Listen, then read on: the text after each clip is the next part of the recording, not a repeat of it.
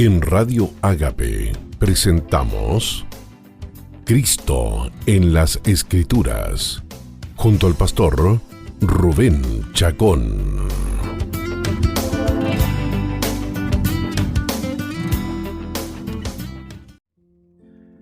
Hola, ¿qué tal amigos y amigas? Bienvenidos a su programa Cristo en las Escrituras. Soy tu hermano en Cristo, Rubén Chacón Villarroel, para acompañarte una vez más en este precioso y nuevo día que ha hecho el Señor, para que juntos disfrutemos y nos deleitemos en las gloriosas verdades y perfecciones de nuestro precioso, bendito Señor Jesucristo. Este es nuestro programa número 2 del nuevo ciclo de Cristo en las Escrituras, abordando en esta ocasión el libro de Éxodo. Así que te invito a disponer tu espíritu, tu corazón, tu mente, tu entendimiento, para que vayamos leyendo el libro de Éxodo y lo vayamos comentando con el propósito de encontrar en sus páginas, en la lectura, esas gloriosas joyas de este libro inspirado por el Espíritu Santo que nos muestra a nuestro precioso Señor. Las Escrituras dan testimonio de Jesucristo, de su persona y de su obra, y ese es nuestro interés, de que bajo la inspiración, la luz del Espíritu Santo podamos encontrar a Cristo en este segundo tomo que forma parte del Pentateuco escrito por Moisés por allá por el 1500 antes de Cristo. Les cuento además que el programa anterior, el programa número 1, que fue emitido el día jueves, está ya en mi página de Facebook a nombre de Rubén Isaías Chacón Villarroel, por si quieres también repasar el programa número 1 junto con este programa de hoy, el programa número 2. Y te recuerdo que estamos saliendo en forma directa los días lunes y los días jueves con nuevos programas por Radio Ágape Digital. Para tal efecto debes bajar la aplicación, ya sea para celulares Android o celulares iPhone, y entonces tenerlo Radio Ágape Digital, tenerla en tu celular para poder escucharla desde cualquier lugar del país y también desde el extranjero. Saludo a todos los hermanos entonces, a los de Venezuela y de otras partes del exterior que también nos siguen en este hermoso compartir. Pues bien, comencemos en el día de hoy con una canción, un clásico cristiano evangélico, interpretada por nuestro hermano Ricardo Rodríguez, esa antigua canción que seguramente los de más edad recordarán con mucho agrado, que lleva por título Por la mañana yo dirijo mi alabanza. Es una hermosa manera de comenzar cada día, cada mañana, dirigiendo nuestra alabanza a este que ha sido nuestra única esperanza de salvación, pero que hoy es una realidad, nuestro bendito Señor y Salvador Jesucristo. En la voz de nuestro hermano Ricardo Rodríguez, comenzamos nuestro programa de hoy con esta hermosa canción, Por la mañana yo dirijo mi alabanza.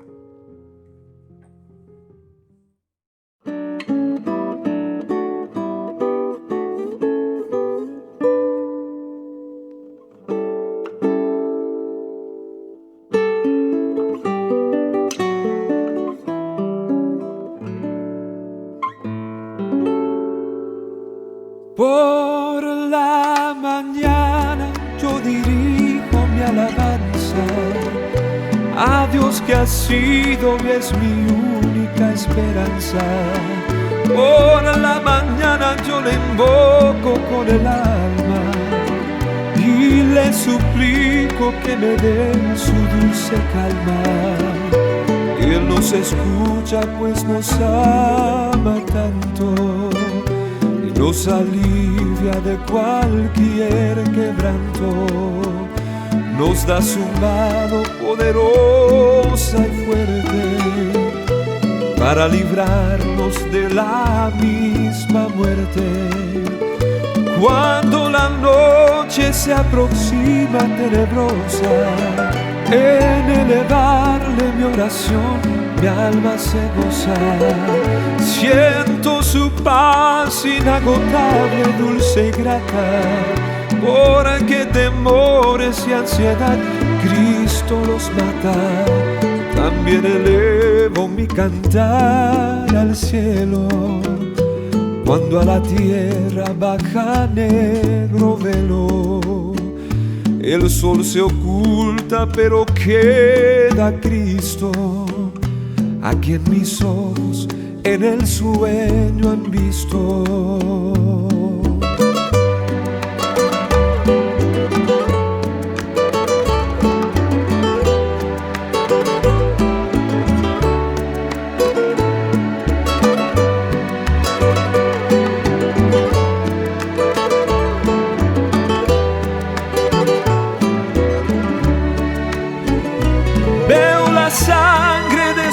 Manos que ha brotado, veo la sangre borbotando en su costado.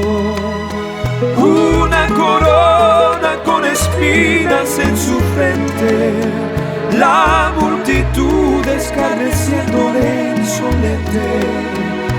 Pero qué dicha cuando al cielo sube, lleno de gloria en majestuosa nube.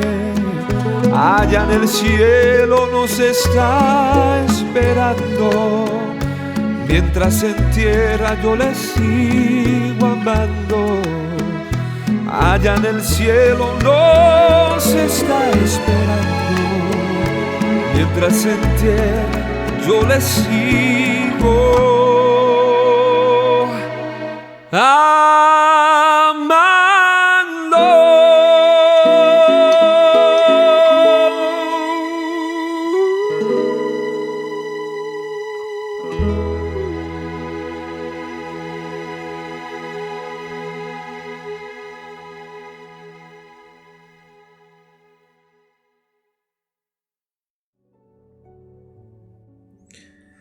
Bien, amigos y amigas, estamos ya de regreso después de esta hermosa canción que nos invita a cada mañana levantarnos dirigiendo nuestra alabanza a este que nos amó con amor eterno, que nos ama con amor eterno y que estuvo dispuesto a dar su vida para tenernos como su herencia, para sernos parte suya, posesión suya para siempre.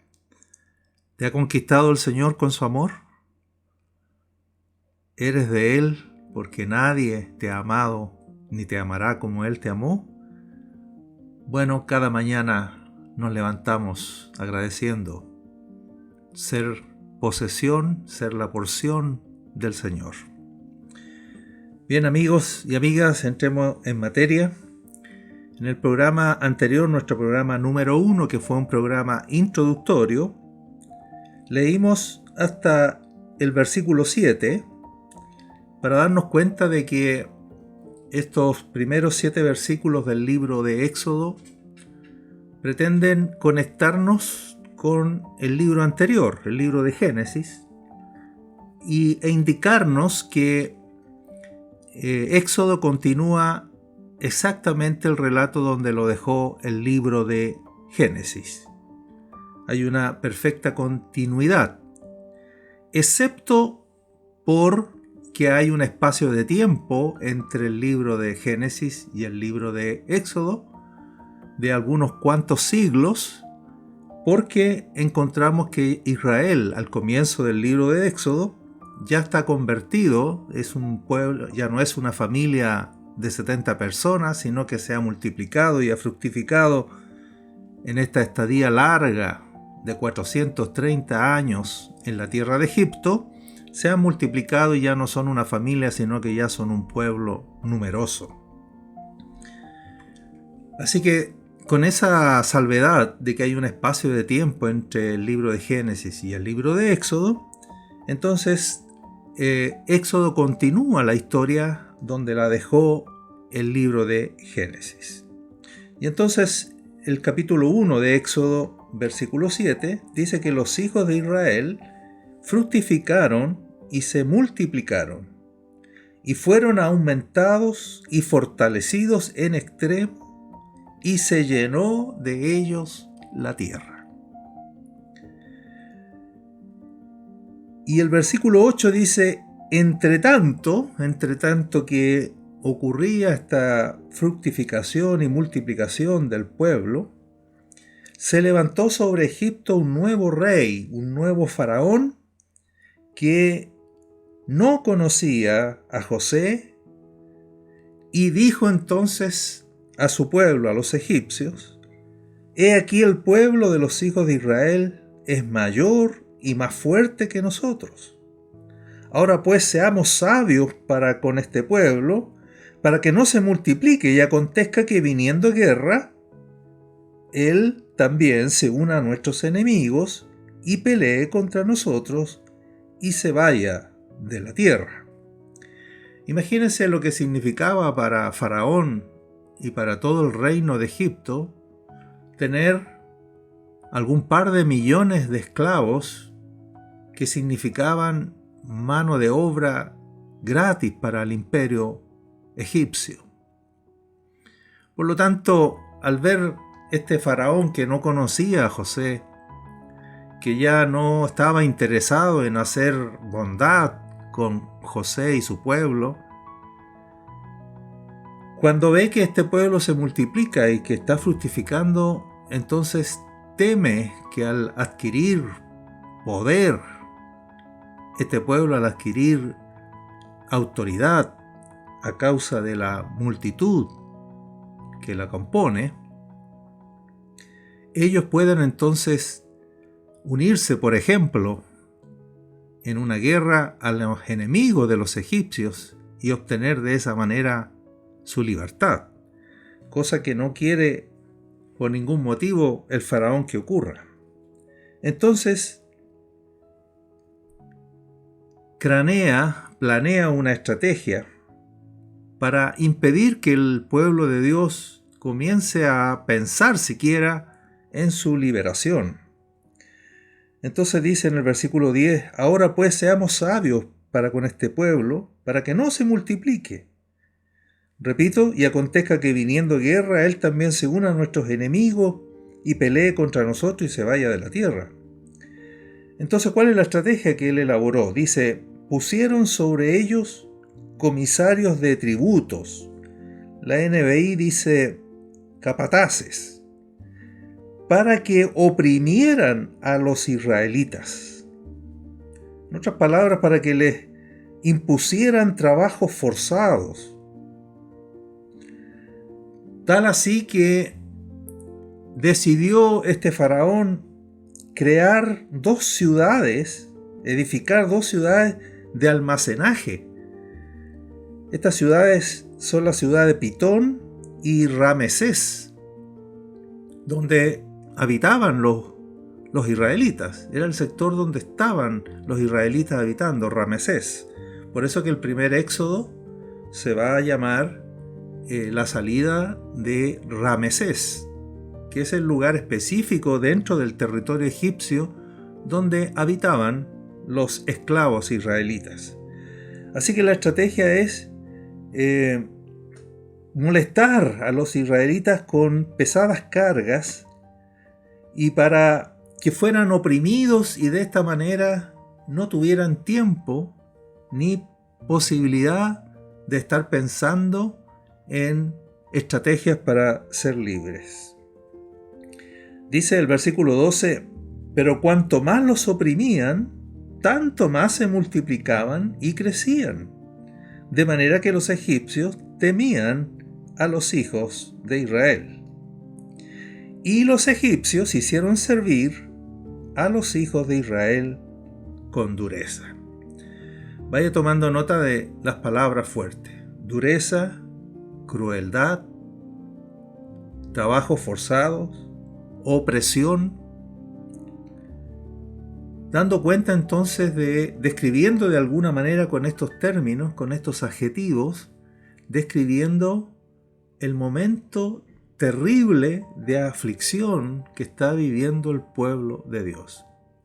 No es solo, en términos generales, la esclavitud que están experimentando a mano de los egipcios, sino es una esclavitud que trae mucho dolor, que trae mucho sufrimiento, que trae mucha molestia, y que aún así no impedía que el pueblo de Dios siguiera creciendo y se siguiera multiplicando.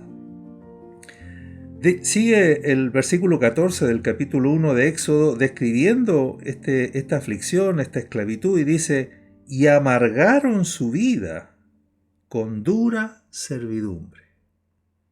Aparece la amargura como otro adjetivo que describe el dolor y el sufrimiento que está experimentando el pueblo de Dios. Amargaron su vida con dura servidumbre, por cuanto los pusieron a hacer barro y ladrillo y le exigían hacer toda la labor del campo y en todo su servicio, al cual los obligaban con rigor. La NB dice: los obligaban con crueldad, los trataban con crueldad. Estos versículos, hemos leído hasta el versículo 14, que podríamos titularlo La esclavitud en Ramesés. La esclavitud que experimentaba el pueblo de Dios en un país extraño, en una tierra extraña, que no era su tierra, que no era su país. Describen gráficamente para nosotros cómo era nuestra vida sin Cristo. La esclavitud en Egipto nos recuerda nuestra esclavitud en el mundo. Egipto representa al mundo y Faraón representa a Satanás. Que nosotros fuimos esclavos de Satanás, esclavos en el mundo de Satanás, y esta crueldad, esta amargura con que vivían los israelitas nos recuerda nuestra propia situación cuando todavía el Señor no nos salía al encuentro. ¿Recuerdas cómo era tu vida antes de Cristo? ¿Recuerdas cómo era tu vida antes de que el Señor se apareciera, te eligiera y te redimiera? Son días tremendos que tuvimos, que aun cuando en lo económico y en lo social no hubiese sido para todos una vida dura, porque no toda la gente sin Cristo vive pobrezas económicas o sociales. Sin embargo, aún esa gente vivía en una angustia existencial. Vivía en una tremenda pobreza espiritual, sin gozo, sin paz, sin alegría. Así que nos describe esta esclavitud del pueblo de Dios en Ramesés, en Egipto, nos describe perfectamente cómo era nuestra vida. Digo esto porque el propósito de este libro, en estos primeros 12 capítulos, Éxodo capítulos 1 al 12, es describirnos la salida del pueblo de Dios de la esclavitud de Egipto. Y toda esta narración de estos 12 capítulos que iremos comentando, leyendo y comentando poco a poco, nos van describiendo nuestra propia salvación, nuestra propia experiencia de salvación. Nosotros también estuvimos en Egipto, que es el mundo, y nosotros también estuvimos bajo un faraón que no conocía a José y que también nos sometió a amargura, a crueldad, a maltrato y a trabajo forzado. Bendito sea el Señor Jesús, que al igual que Israel le va a levantar un libertador. Pero ese libertador no podía aparecer en el pueblo de Israel. Este líder se llamó Moisés, hasta que Israel no experimentara, vamos a decir así, esta intensidad de crueldad, esta intensidad en la esclavitud. No hizo otra cosa que preparar el camino para que Israel sintiera la necesidad de salvación, la necesidad de redención, la necesidad de liberación. Así que es muy importante esto que estamos leyendo, porque, como hemos dicho ya varias veces en nuestros programas, aquí estamos leyendo no historia, estamos leyendo nuestra propia historia. Estamos leyendo la descripción y la narración de nuestra propia salvación. Esto es apenas una figura, por supuesto, real, literal, histórica. No es un cuento, no es una invención. Esta es la narración de lo que le ocurrió a un pueblo verdaderamente, el pueblo de Israel. Sin embargo, en su aspecto profético y tipológico, está representando, y esa es la riqueza de leerlo de esta manera, está representando nuestra propia historia, está narrando nuestra propia salvación. Así que esta historia en sus primeros capítulos nos describe perfectamente nuestra propia condición cuando estábamos sin Cristo. Pues bien, el primer lugar de donde debemos salir entonces es Ramesés. O sea, todo salvado también estuvo en Egipto y también necesita ser salvado de esta condición. Ramesés era la ciudad de la parte más fértil de Egipto, del distrito de Gosén.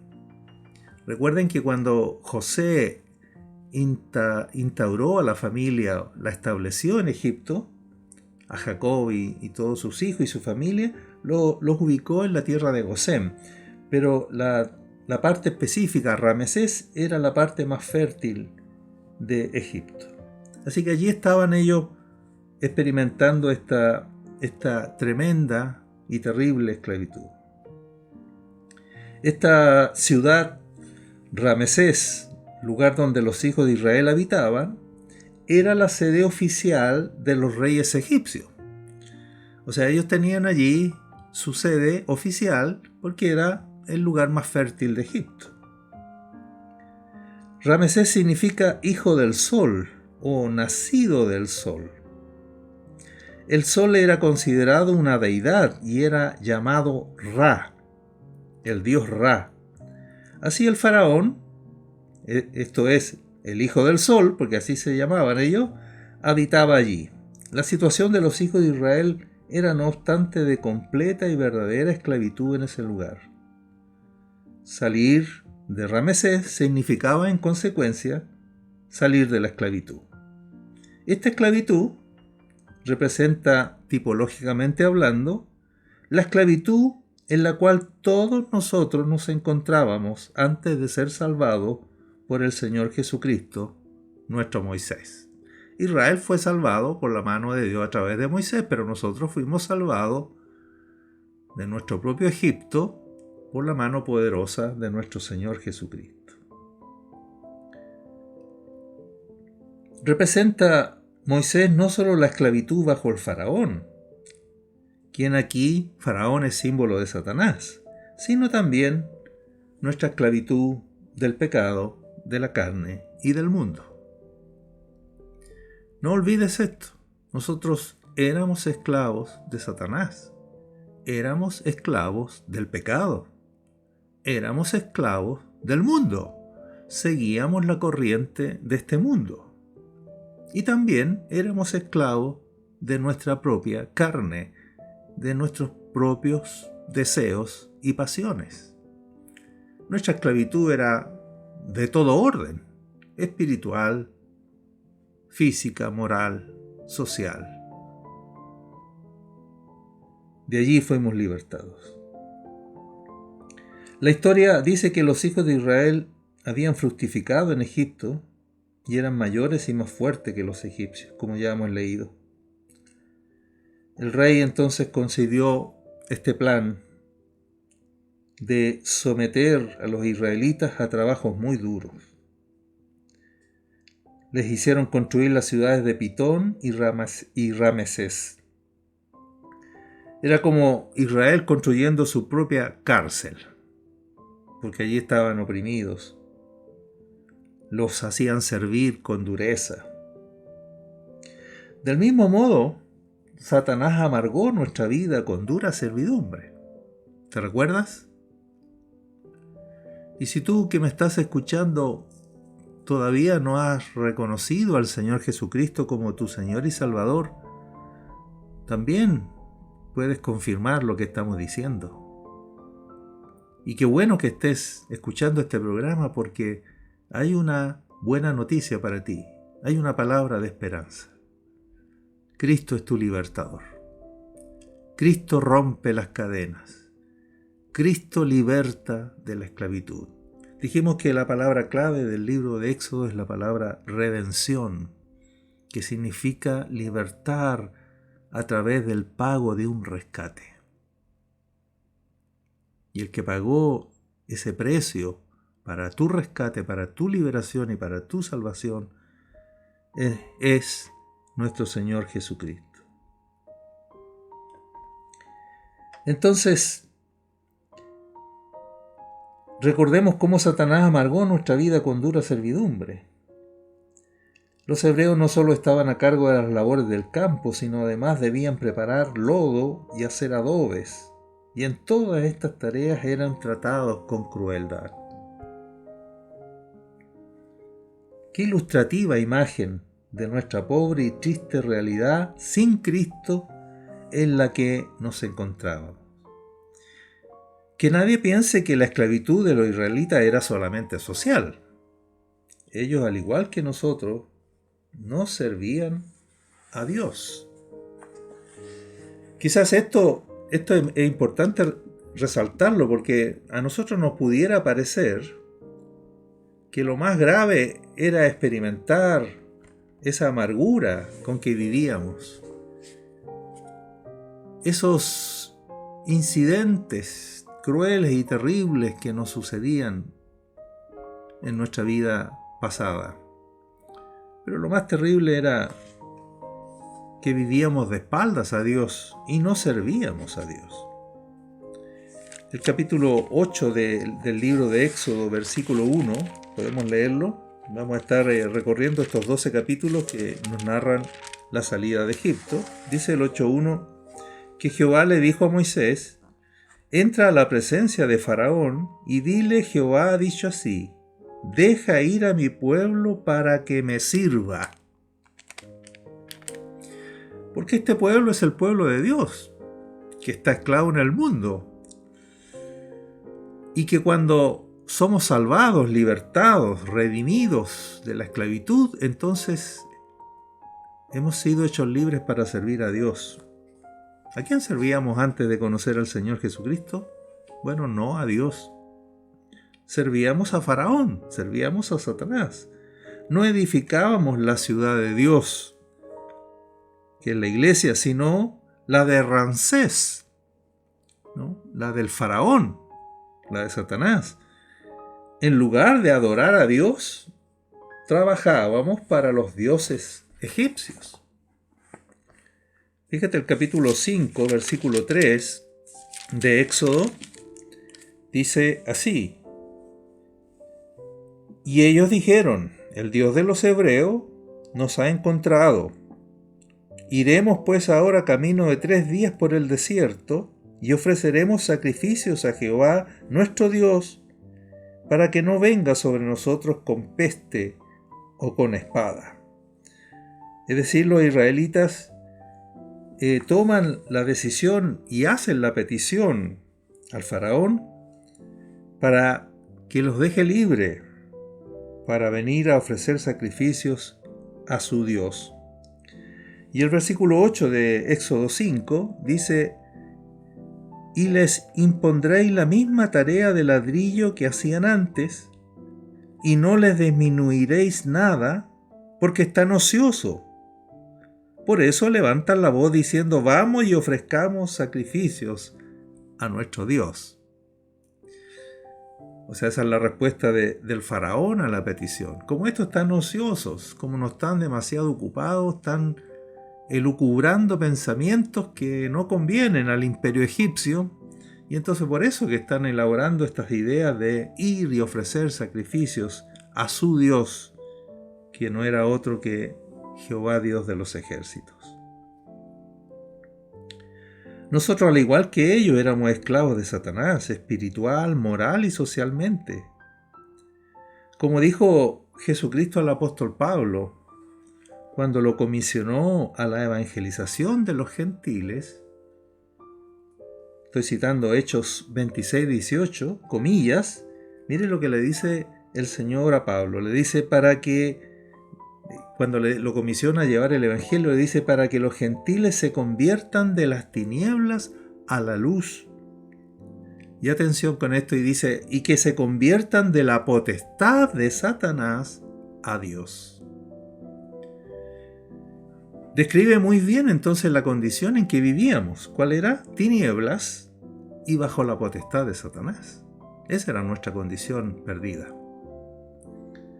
Pero cuando se conviertan, entonces pasarán de las tinieblas a la luz y de la potestad de Satanás a la potestad de Dios.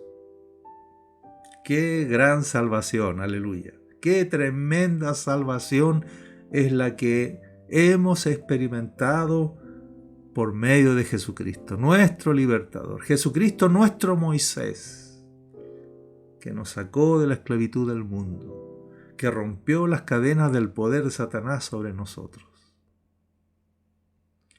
Y ahora no vivimos en tinieblas, vivimos en la luz, y ahora estamos bajo la autoridad de Dios, no bajo la autoridad de Satanás. ¡Aleluya! ¡Qué gloriosa, buena noticia para todos nosotros! Faraón buscaba perpetuar con su yugo la esclavitud de los israelitas. Este es un punto interesante. Él no nos quiere dejar ir.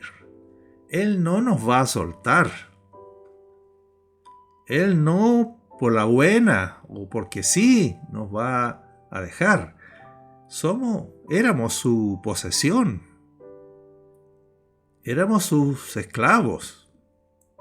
Así que con estas medidas de aumentar los trabajos forzados y mantener ocupados las 24 horas del día a los israelitas, él buscaba perpetuar con su yugo la esclavitud de los israelitas. Sin embargo, lo único que logró fue levantar un gemido de liberación por parte de Israel. Gemido que Dios finalmente escuchó. Aleluya. Es decir, a veces las circunstancias adversas, a veces los momentos difíciles, no tienen otro resultado para el pueblo del Señor que hacernos levantar un gemido más intenso todavía, más profundo, más del corazón, gimiendo por liberación. Gemido al cual usa aquí el relato una figura muy hermosa, un gemido que se volvió tan intenso y tan profundo que fue escuchado, que llegó hasta el cielo y que fue escuchado por el Señor. Mira cómo describe en el capítulo 2 de Éxodo, los versículos 23 al 25. Capítulo 2, versículos 23 al 25. Dice: aconteció que después de muchos días murió el rey de Egipto, y los hijos de Israel gemían a causa de la servidumbre, y clamaron, y subió a Dios el clamor de ellos con motivo de su servidumbre. Pon atención a cada palabra aquí. Gemían a causa de la servidumbre. ¿Y qué hicieron? Clamaron. Y cuando clamamos, dice, subió a Dios el clamor. Y Dios escuchó. ¿A quién recurres en la adversidad? ¿A quién recurres en los momentos difíciles? ¿A quién clamas? ¿A quién gimes? Hazlo a la persona que realmente te puede socorrer. Hazlo a la persona que verdaderamente te puede libertar. Nuestro Dios, nuestro Padre, nuestro Señor Jesucristo. Clamaron, subió a Dios el clamor, y oyó Dios el gemido de ellos, versículo 24, y se acordó Dios de su pacto con Abraham, con Isaac y con Jacob. No solo escuchó Dios, no solo oyó el gemido de ellos, sino que se acordó. Se acordó que este era su pueblo al cual Dios había hecho promesas.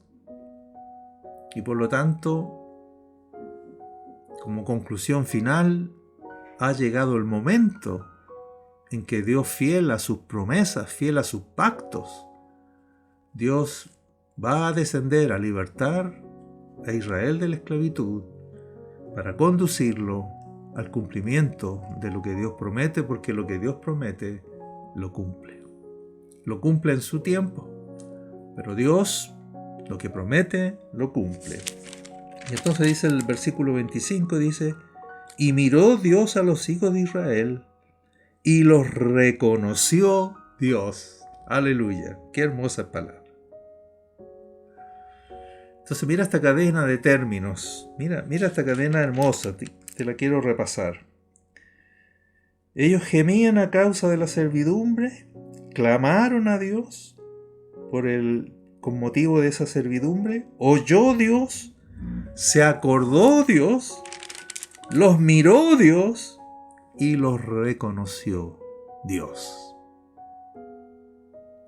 Es decir, que cuando los miró, Dios los reconoció como su pueblo. Potencialmente, toda la gente sin Cristo, potencialmente, es pueblo de Dios. Por supuesto que no lo es hasta que vienen a Cristo. No hay manera de ser pueblo de Dios sin reconocer al Señor Jesucristo como nuestro libertador, como nuestro Salvador.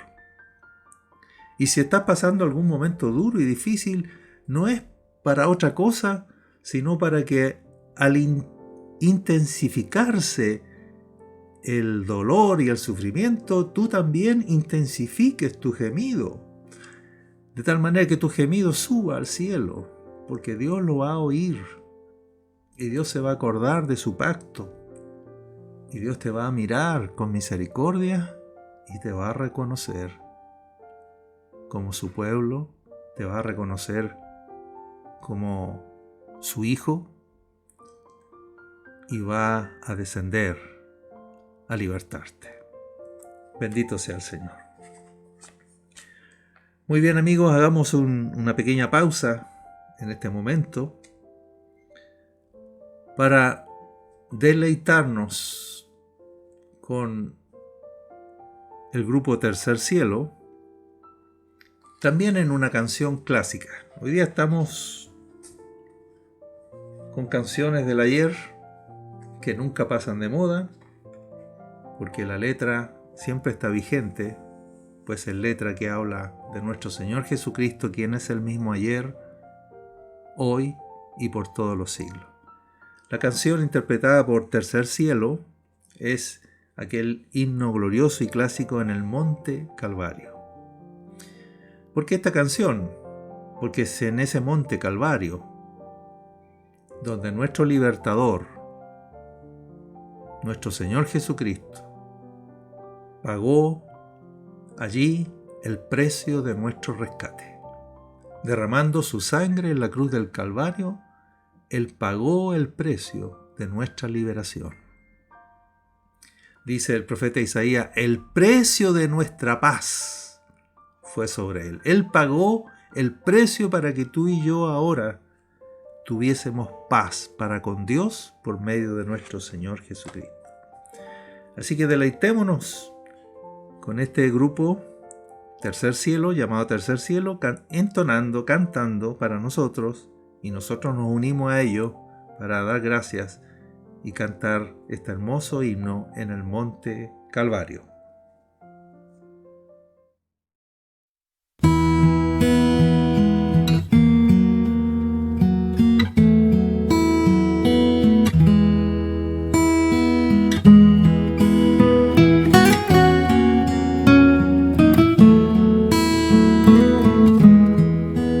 En el Monte Calvario estaba una cruz, emblema de afrenta y dolor. Mas yo amo esa cruz, donde murió mi Jesús por salvar al más vil pecador. Oh, yo siempre amaré esa cruz,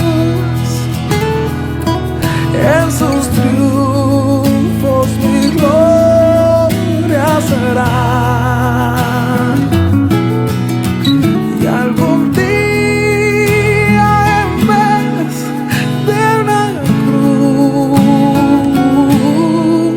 mi corona Jesús me dará. Hey.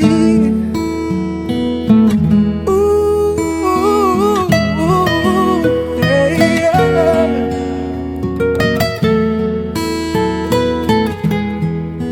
Y aunque el mundo desprecie la cruz de Jesús, para mí tiene suma atracción, pues en ella llevo el Cordero de Dios, de mi alma la condenación.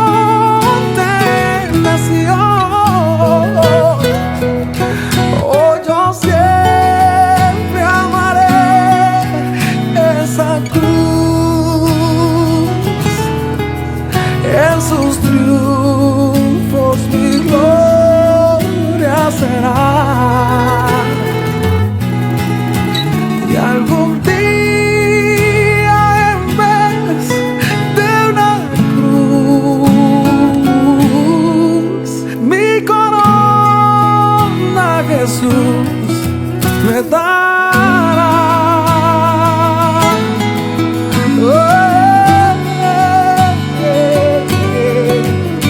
Él vive, Él vive.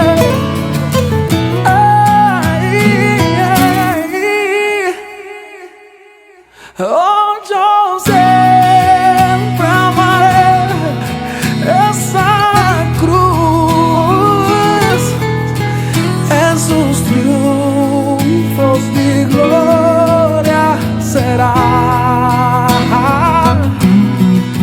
Y algún día en vez de una cruz, mi corona Jesús me dará. Mi corona Jesús me dará.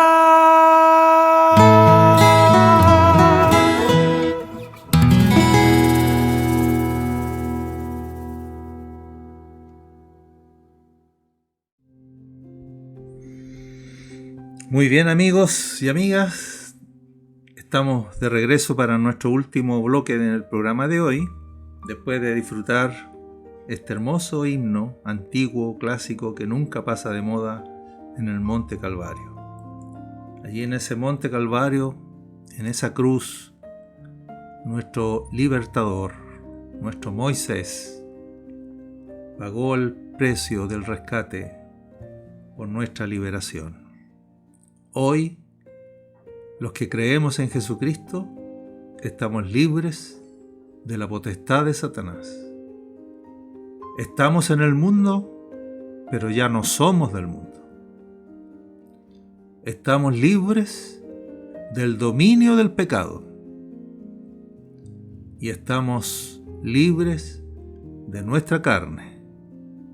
Porque los que han muerto con Cristo en la cruz del Calvario han crucificado juntamente con Él su carne y sus pasiones.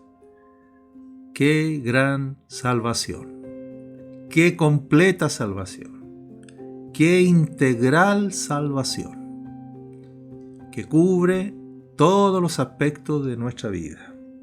Una salvación completa, definitiva y eterna. Porque la alcanzó nuestro bendito y suficiente Salvador. Entonces decíamos, amigos, que esta crueldad, esta intensificación del sufrimiento por parte de los egipcios para con el pueblo de Israel, lo único que finalmente provocó fue levantar ante Dios un gemido que finalmente Dios no solo escuchó, sino se acordó de su pacto con Abraham, con Isaac y con Jacob, sino que también miró desde el cielo a su pueblo y lo reconoció como suyo. Gloria al Señor. Pero era tal la esclavitud que vivían los israelitas que no podían salvarse a sí mismos, y este es un punto muy importante. Estamos enredados en una madeja, en una circunstancia adversa de la cual no podemos salir por nosotros mismos. Tú no puedes salvarte a ti mismo. Necesitas un Salvador. Necesitaban los israelitas desesperadamente un Salvador. Y de esta manera, y por eso se escribió esta historia, porque de esta manera el Antiguo Testamento preanunciaba la salvación de la humanidad, de toda la humanidad, de ti, de mí, de todos nosotros, a través de la venida de un gran libertador al mundo, nuestro Señor y Salvador Jesucristo.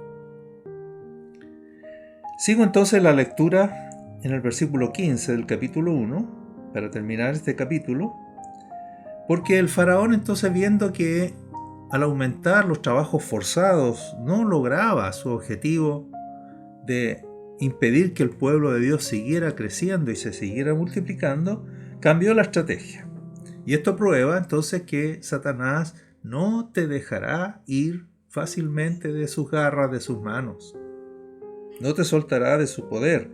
¿Cuál es la estrategia nueva ahora? Entonces dice, y habló el rey de Egipto a las parteras de los hebreos, a las parteras de las hebreas, una de las cuales se llamaba Cifra y otra Fúa, y les dijo, cuando asistáis a las hebreas en sus partos y veáis el sexo, si es hijo, matadlo, y si es hija, entonces viva.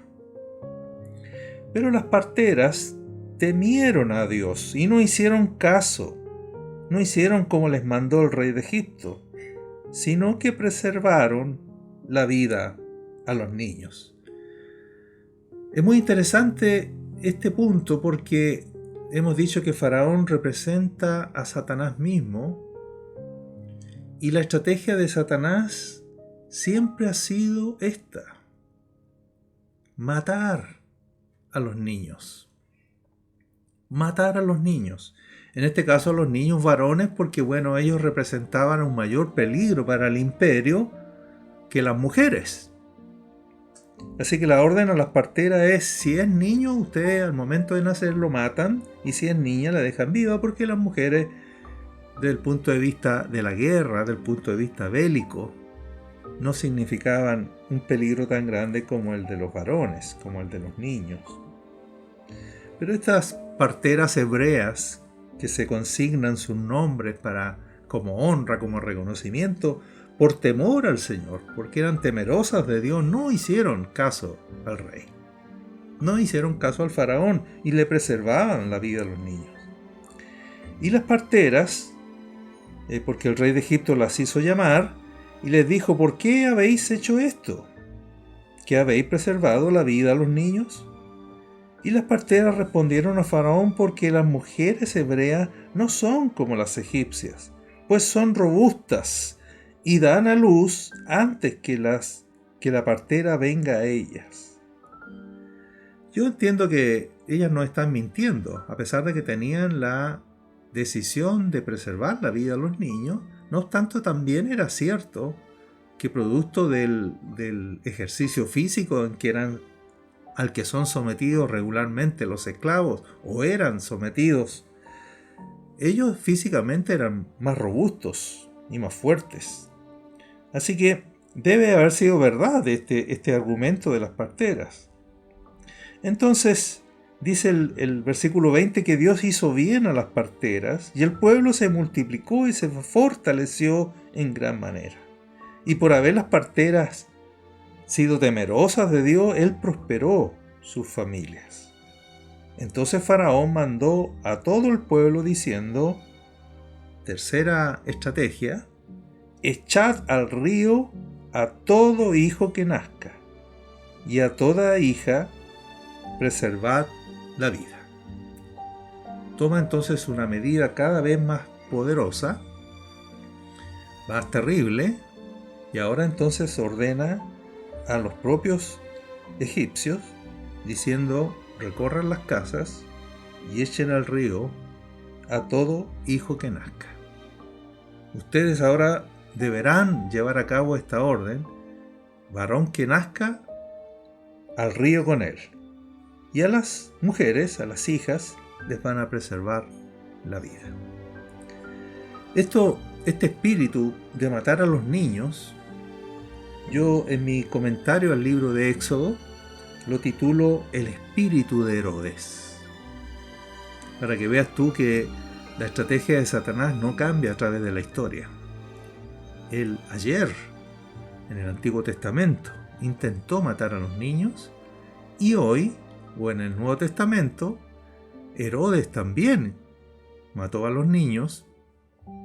Y aquí es importante discernir qué es lo que está en la mente de Satanás, previendo, queriendo anticiparse para impedir los planes del Señor. Entonces, no contento con este sufrimiento y esta orden a las parteras, el rey de Egipto ideó otra medida para impedir la multiplicación de los hijos de Israel. Ordenó a las parteras de los hebreos que diesen muerte a todo varón recién nacido. Sin embargo, detrás de la medida del faraón se escondía una clara intención maligna. ¿Cuál era esta? Que entre los varones que nacerían, Dios levantaría al libertador de su pueblo. O sea, entre los que iban a nacer, los varones, uno de ellos sería ni más ni menos que el libertador, nuestro hermano Moisés. Así que Satanás, previendo que este libertador iba a ser levantado, entonces trató de impedirlo. De esta manera el rey de Egipto, consciente o inconscientemente, buscaba impedir el nacimiento del que traería la redención de Israel de la esclavitud de Egipto. Ahora atención, recuerde el espíritu de Herodes. Miles de años después, Israel se encontraba nuevamente en una situación de sometimiento, esta vez bajo el Imperio Romano, estoy hablando del Nuevo Testamento, y al igual que en Egipto, los hijos de Israel le esperaban su redención. Por su parte, Dios se preparaba para levantar un poderoso Salvador. ¿Quién fue en esta ocasión? Nuestro Señor Jesucristo, del cual Moisés era simplemente figura. Pero también aquí Satanás tendría su instrumento para impedir el nacimiento, esta vez de nuestro propio Señor Jesucristo. Esta vez no sería el rey de Egipto, sino el rey Herodes. Pero así como las parteras temieron a Dios y no cumplieron el mandato de Faraón, también los magos, mira tú el paralelo preciso, también los magos en el caso de Cristo no se prestaron para las intenciones malignas de Herodes. No obstante, en ambos casos, las reacciones tanto de Faraón como de Herodes fueron terriblemente violentas. Ambos mandaron a matar a todos los niños recién nacidos. ¿Te fijas cómo la estrategia de Satanás de ayer es la misma de hoy? Impedir que naciera el libertador, para el caso de Israel, Moisés, para el caso de la humanidad, nuestro Señor Jesucristo. Pero no pudieron. Cristo nació, Cristo venció, Cristo pagó el rescate, el precio del rescate, y fuimos libres. Muy bien, amigos, hemos llegado al final de nuestro programa. Estamos leyendo la historia de Israel, pero en esa historia estamos leyendo nuestra propia historia de salvación lograda, efectuada por nuestro glorioso y bendito Salvador. Nos vemos en nuestro próximo programa. Chao, benditos somos. En Radio Ágape hemos presentado Cristo en las Escrituras, junto al pastor Rubén Chacón.